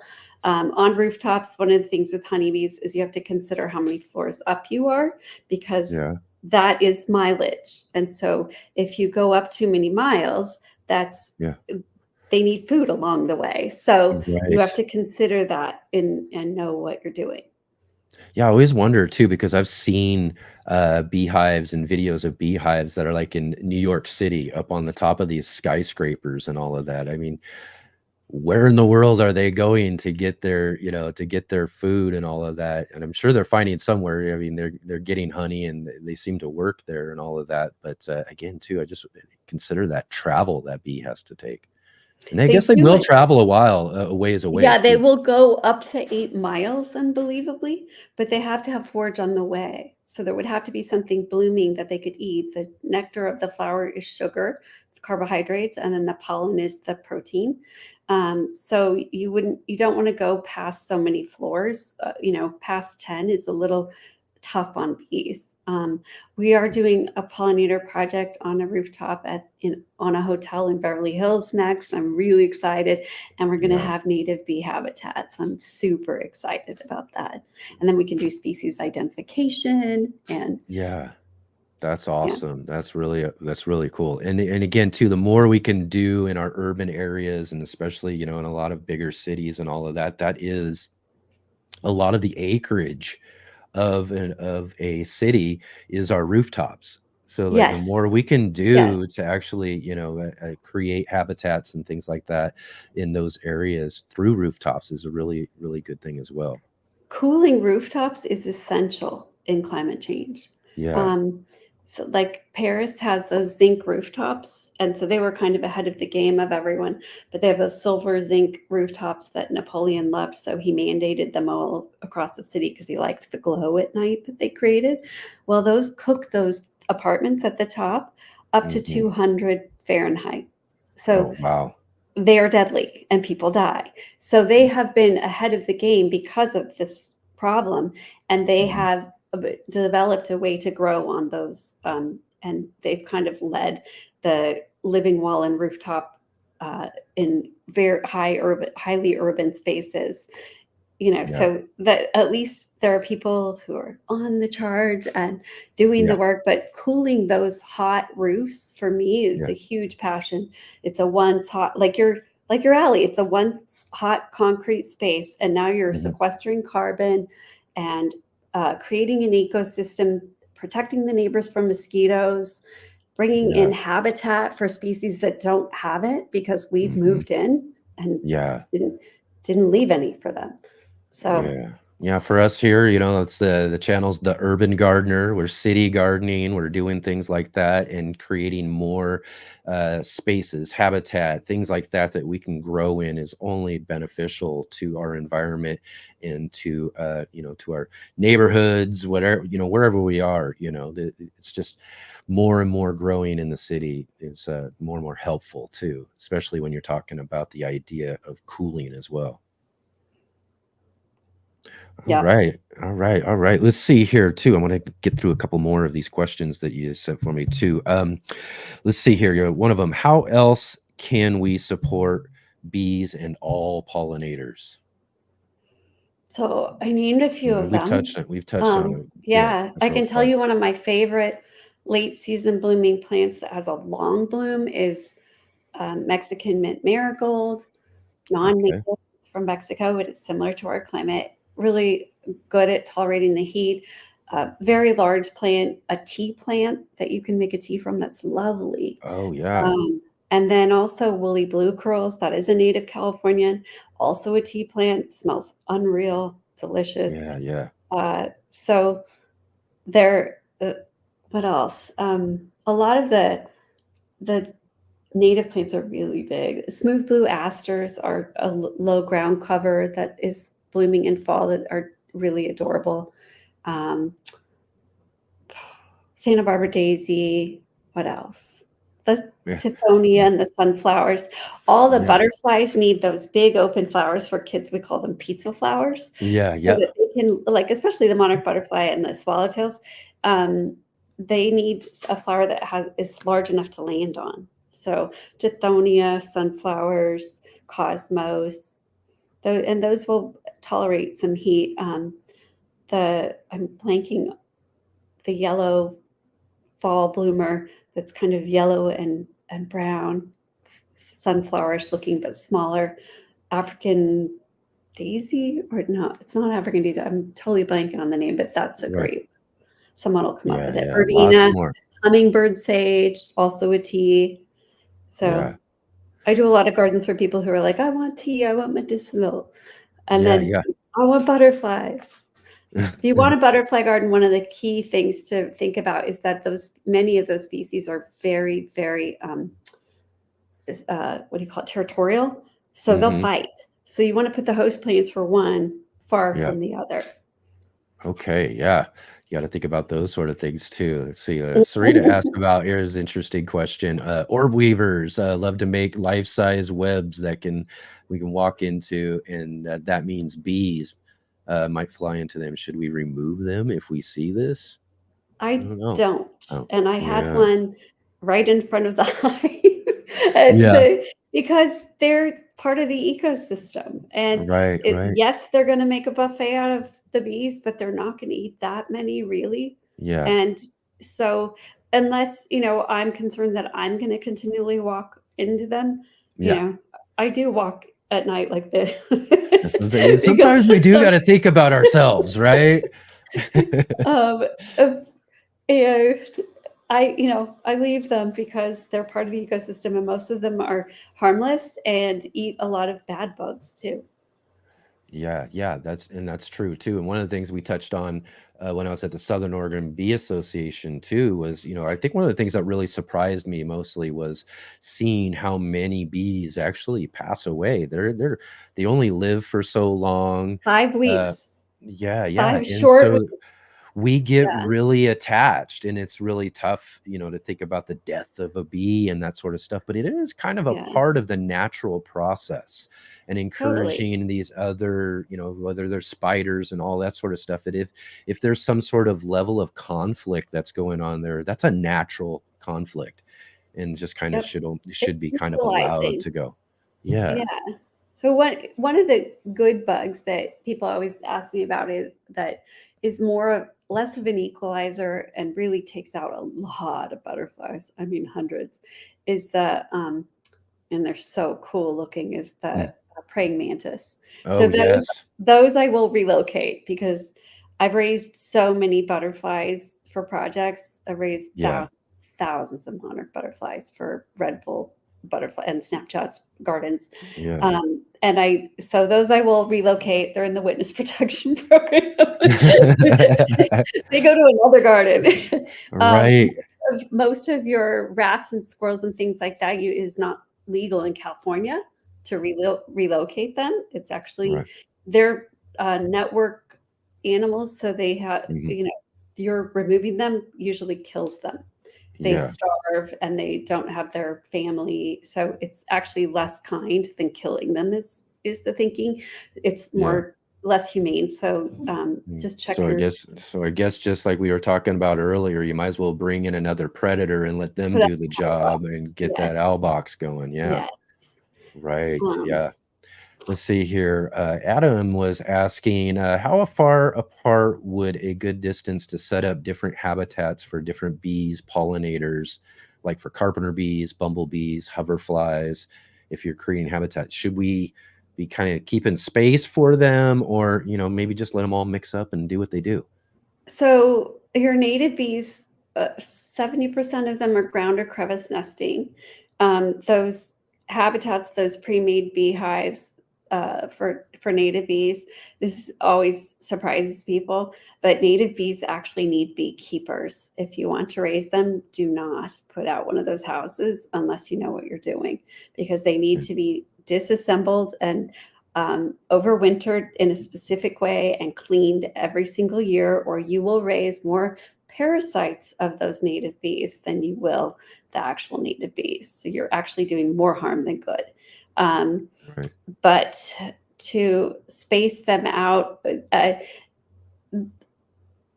not. I had a carpenter bee trying to nest in the roof of a beehive, and nobody cared. So Yeah. that the bees don't seem to be an issue.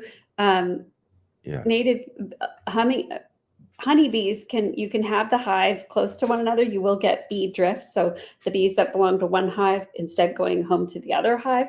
We Right. paint the entrances with symbols because bees have recognition of symbols and numbers. Oh, wow. And so that helps them go home to the accurate hive. Right. But for your your butterflies, if you're doing host plants for, say, your monarch butterflies and then your fritillaries, keep your passion vine 20 feet away from your Yeah. monarch butterfly milkweeds, and plant the non-native milkweeds if you are not near a native open wild space. It is Okay. absolutely they are not. People will say that they're invasive. They are not, because invasive would mean they're difficult to pull up and Right. that other things can't grow, Mm-hmm. because they're too dense in planting themselves. Uh, I imagine that part might be true in some wild spaces. So we cut if we're near anything, we just don't let our seed out.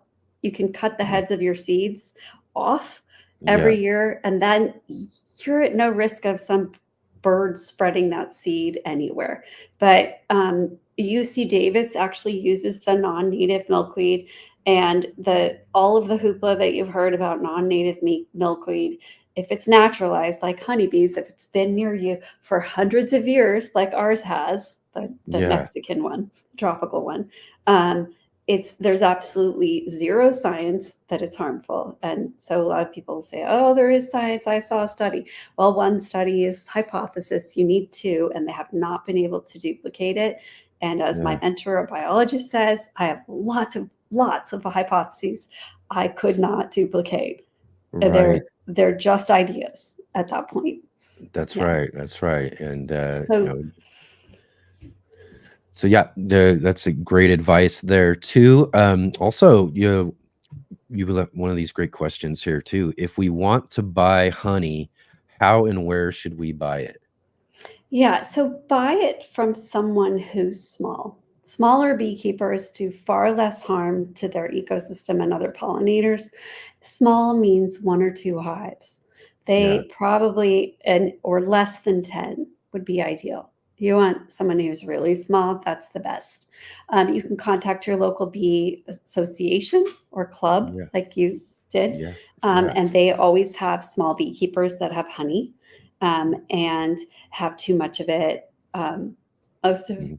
most if they aren't selling out, it probably isn't local, Yeah. and it's probably not necessarily even honey. Could be Yeah. high fructose corn syrup mixed in. And Right. a lot of those beekeepers or people at the farmers market, you just want to make sure if they're able to stand there every single weekend and sell hundreds of dollars in honey and hundreds of jars every weekend, where are Yeah. they getting it from? Right. How So many yeah, hives do they have? Probably too many. exactly. And just another great reason to get involved with a local bee club or bee And association, support like I was saying. local. Yeah. Yeah. Exactly. Is you might find a good connection on some great delicious local honey. Hmm. Yeah, yeah, right on. So what are some of your other favorite fun facts about bees?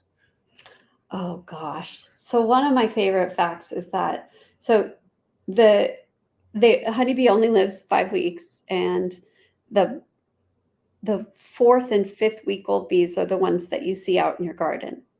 Mm. And they're the foragers. So they're the ones that fly flower to flower to flower to get the nectar so that they have carbohydrates and bring it back to the hive. And then they fan their wings to make it thickened into honey. And they bring the pollen back to feed the young, the eggs, and the babies so that, Yeah. that they can develop. Um, those babies and those eggs need that pollen. It's critical for them to develop the next bee, the Yeah. next colony, right? Because they're constantly dying off. Hmm. So a fun fact for me to learn was that those older bees, the sunset year, fourth and fifth week old bees, they actually have to beg the young bees if they want a bite of the pollen that they forage all day to bring back to the hive. They have to, Oh, wow. and most folks don't know it, but it's those young bees that keep the hive, that monitor how much food there is and how many young need to be fed. And oh, that delicious nectar that you just brought back, that's so good. Where do I get that? They'll ask the bee to do a dance to tell the others. That's a Yeah. fascinating fact. And those bees I, are born knowing how to dance intuitively, isn't but that by something? watching the others dance to tell in direction, they do a dance that's directional, like a compass to the sun, and get Yeah. other bees right at that source. They learn by watching others dance. They learn to dance, do better communication through dance themselves. So they're interpretive dancers, and That's crazy. I love it. That's great. these are all wild facts. And that the fact that the young bees are the pantry monitors and the nannies of the young, and that they're the actual bosses of the hive is a really fun fact. Yeah. The queen bee is not the girl power stuff that people think. She never leaves the hive. She lays about 1,000 eggs a day, I know. That's and crazy. yeah, they That's carry so her crazy. feces out.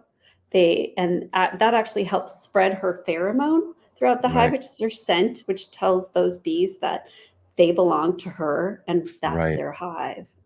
But they also Wow. have facial recognition for one another. They're It's absolutely amazing how magical. intelligent they are. Yeah.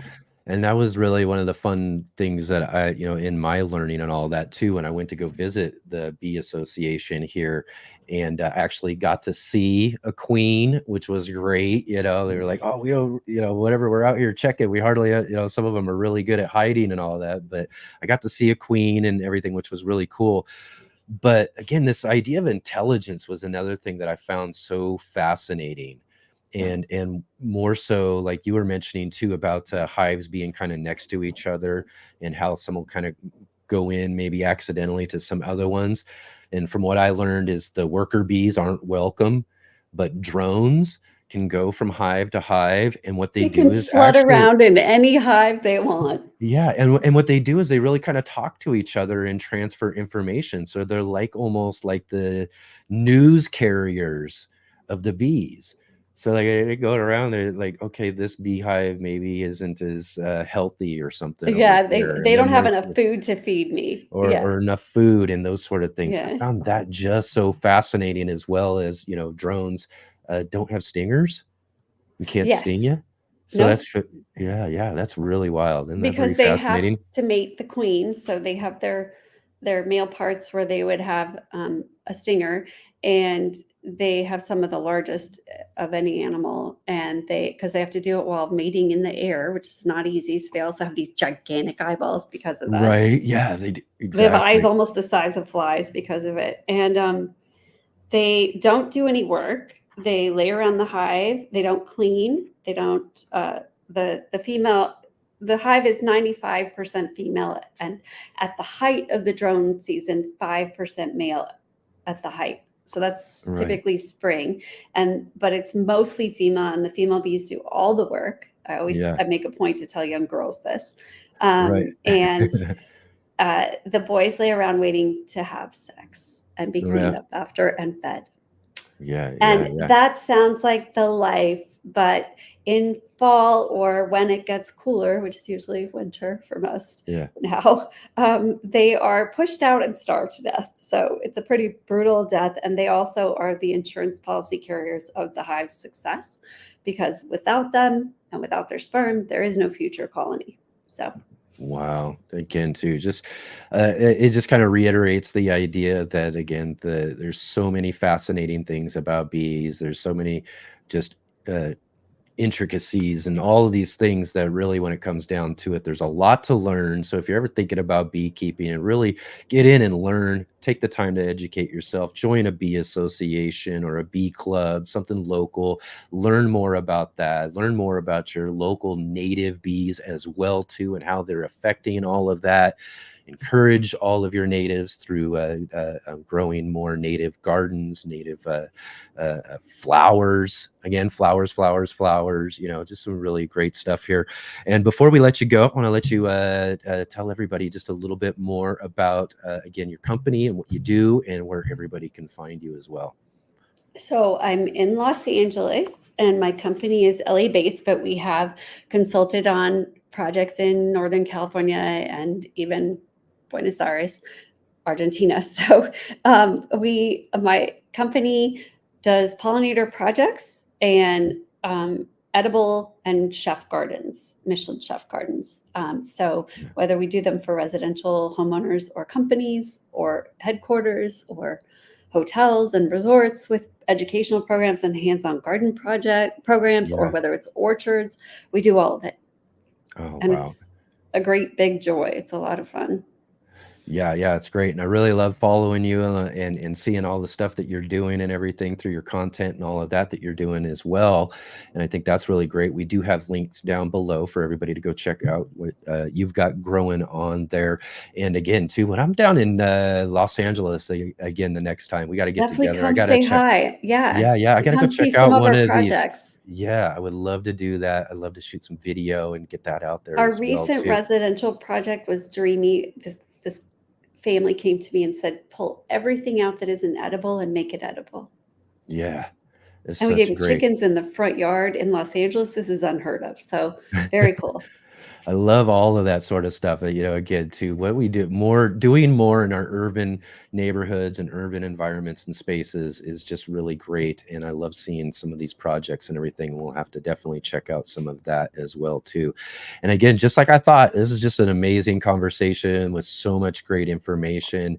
And I just really, really appreciate you taking your time to share with all of us today about all of all of this, bees, the importance of natives and everything as well too. This was just really great. Awesome. Thank you. Excellent. Thank And you. always be blooming all year. All year long. Excellent, Robin. Thank you so much. Take care. Bye.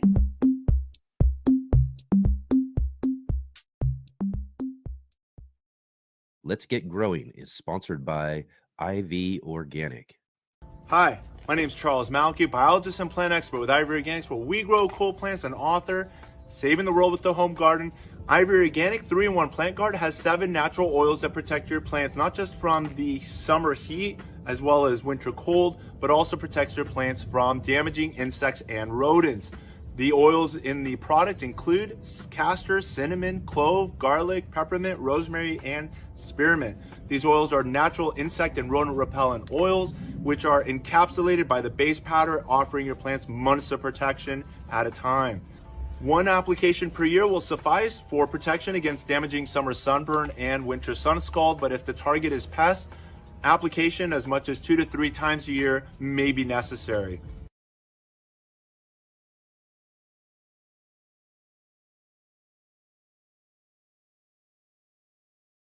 All right, all right. Again, too, what another great show here on the Let's Get Growing show.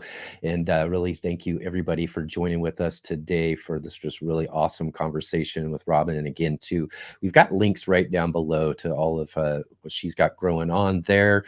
And definitely go and check all of that out. If you get a chance and opportunity, leave a comment or something and let her know that you saw her here on the Let's Get Growing show.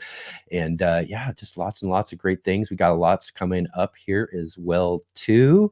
I just want to mention that let's see, this next week, what we're going to be talking about on the show is we're going to do another fun weekend of talking about giants. We mentioned this yesterday. We got coming and joining with us this next Saturday, Travis Gainer from Minnesota, and he is now the world record holder for the largest, heaviest pumpkin at 2,749 pounds last year. And he broke that record with a pumpkin named Michael Jordan. And this year, in fact, he's going to be joining with us this next Saturday, as he's I think the day before he's going to cut his new one for this year, and it's going to be loaded up on his truck, and he's going to be joining us on his way to California as he's driving the 35 hours it takes him to get to Half Moon Bay for the Safeway competition, where we'll see if his new pumpkin this year, named Rudy, might break his record from last year. And then as well too, again, remember, we are on each and every Saturday and Sunday at 11 a.m. Pacific Standard Time, 2 p.m. Eastern.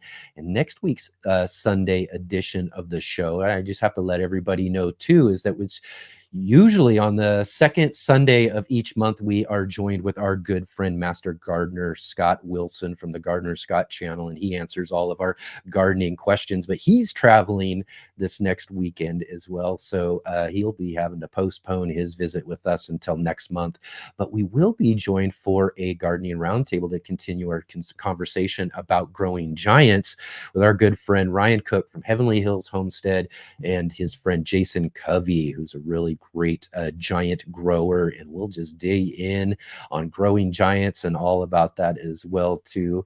You definitely want to check that out. And again too, at our homepage for our live page here on our channel, definitely go and hit the notifications so you can remember to be notified of our special Halloween hangout live stream, watching the Little Shop of Horrors, the original 1960s classic, and some fun discussion as well too. We will watch a theater version after our discussion as well, so you'll want to check that out. And again, on our third Sunday of the month coming up here, each and every month, we have our gardening book club, which will feature Ashley Thomas, the Mocha Gardener's How to Become a Gardener.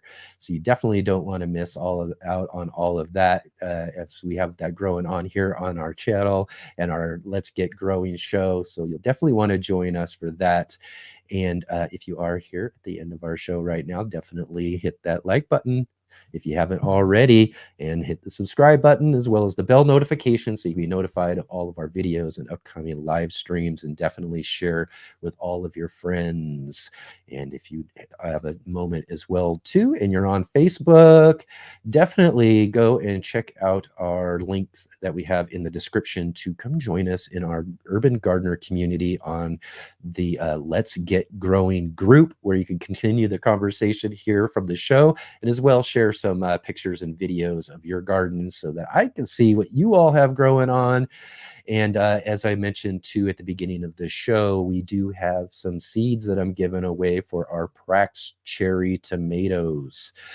Cherry tomatoes that I got from one of the original gardeners on YouTube, Ray Browning from Praxis 55712. And we'll give these seeds away every year, so it'd be fun for you to get some of those seeds for yourself and grow them in your garden. So just email me at letsgetgrowing@mail.com. That's letsgetgrowing@mail.com, not gmail.com. And I'll give you some instructions on how to grow or how to get some of those seeds, and then you can grow those in your garden. And also, as you saw in our last break, IV Organics is our sponsor. And if you do go check out IV Organics at ivorganics.com and get some of their 3-in-1 plant guard, definitely use our promo code GROW10, GROW10, to save 10% off. All right, everybody. Thank you all so much for joining with us here today. Again, just a really awesome conversation, talking about all of these native bees and pollinators with Robin Jones of Honey Girl Grows, and our visit to the Pollinator Project here in Rogue Valley. We've got links down below to that, as well as, don't forget, I mentioned this just a little bit earlier too, I will be joining our guest that we had just a couple of weeks ago, Leighton Morrison, from the Soil Matters show on It's All About the Biology channel. I'll be joining with him tomorrow at 2 p.m. Pacific time, and that'll be 5 p.m. Eastern Standard Time. So definitely come and join with me right there on the channel and help show some support for our channel. And everybody, really great to see you this weekend. We'll see all of you next week.